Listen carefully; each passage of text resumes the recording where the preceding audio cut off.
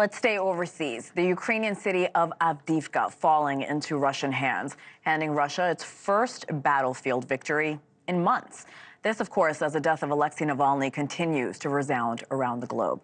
For that, let's bring in retired U.S. Army Major General William Enyart. General, welcome to the show. Thank you, Hena. Good to be with you this morning. I want to start with the fall of Avdiivka that I just mentioned. President Biden spoke about it on Saturday. Let's listen to what he had to say.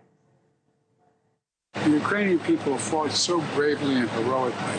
They put so much on the line. And the idea that now, when they're running out of ammunition, we walk away, I find it absurd. I find it unethical. I find it just contrary to everything we are as a country.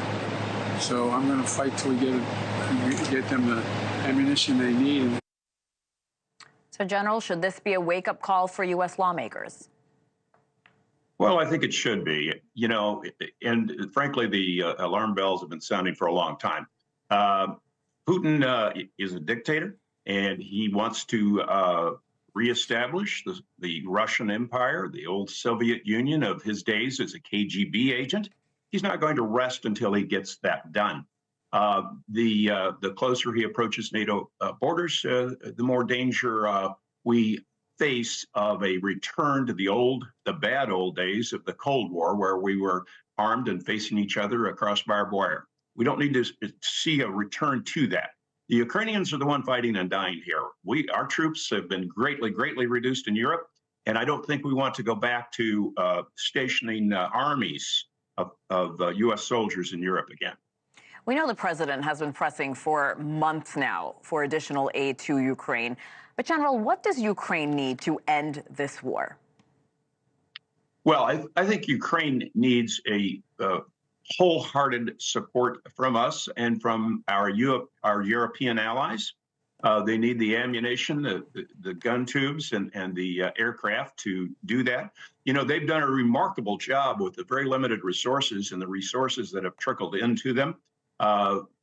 We don't want to fight this war. Let's let the Ukrainians fight it. But just as during the beginning of World War II, we supplied Great Britain with destroyers and Lend-Lease arms that enable them to fight the Nazis.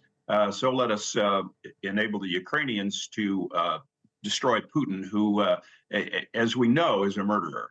Going back to the fall of Avdiivka, Putin is saying this is a major victory. Like we mentioned, it's one of their first wins on the battlefield in months now. So where do Russian forces go from here? Well, I think they'll continue to pressure the Ukrainians by massing troops and massing artillery and armor, and simply wearing down the much smaller Ukrainian forces. That's why we need to supply them with the armor, the artillery, and the aircraft, as well as the ammunition, so that they can defeat these overwhelmingly massed forces. But you know, the Russians are paying a very heavy price for this.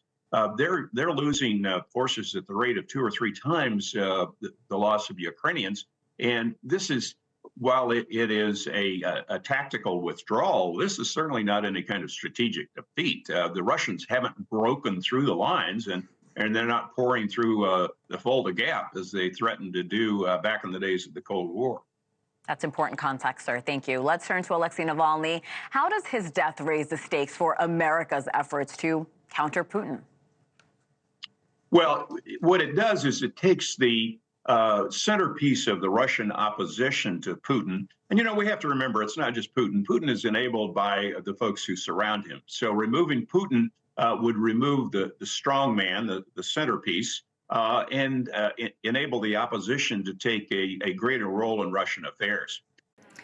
Thanks for watching. Go to joinnn.com to find NewsNation on your television provider. And don't forget to click the red subscribe button below to get more of NewsNation's fact-driven, unbiased coverage.